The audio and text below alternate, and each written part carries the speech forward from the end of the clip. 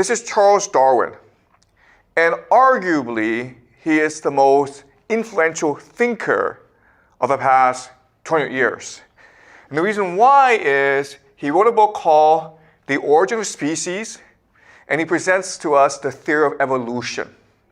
And you all know the theory of evolution because they teach this to you in school and is embedded in our everyday lives.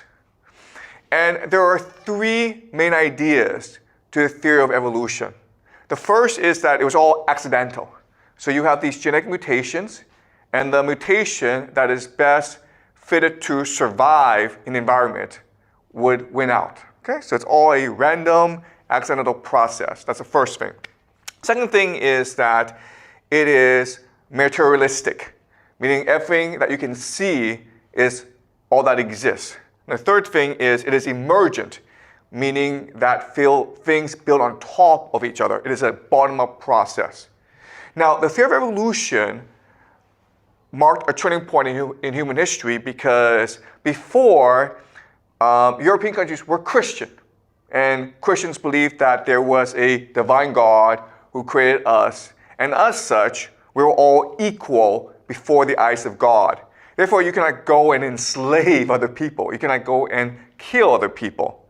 As well, there were three main ideas to Christianity. Okay, the first idea is one omniscient and omnipresent God. The Spirit, the Holy Spirit, is what infuses life. It's what gives meaning and purpose to life.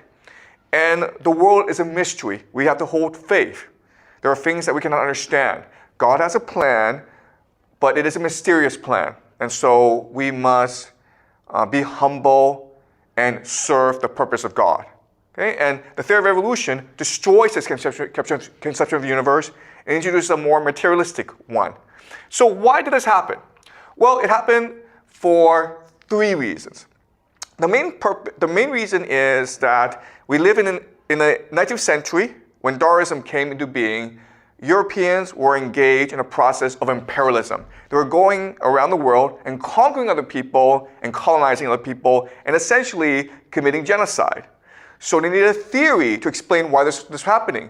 And Darwin's theory of survival of the fittest was the most appropriate theory.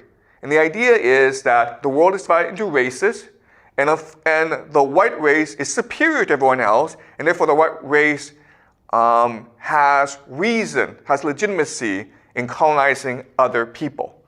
And evolution would give rise to racism and eugenics, okay? So before Darwinism, we didn't really have a concept of race because everyone was equal in the eyes of God.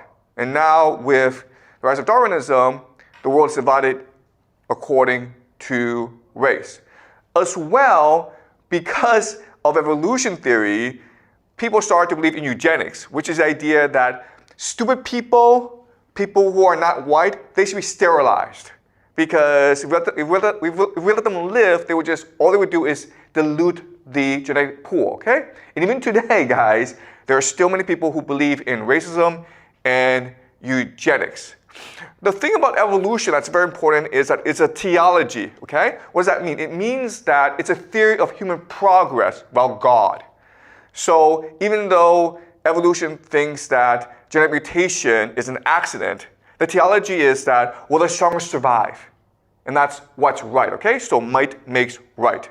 So in many ways, evolution is a rejection of Christianity. So you would think that Christians would oppose Darwinism and evolutionary theory. But what was surprising is that when the book came out in 1859, only in 20 years, the theory of evolution would come to dominate the entire Western world. It became the dominant idea in schools, in universities, in the sciences.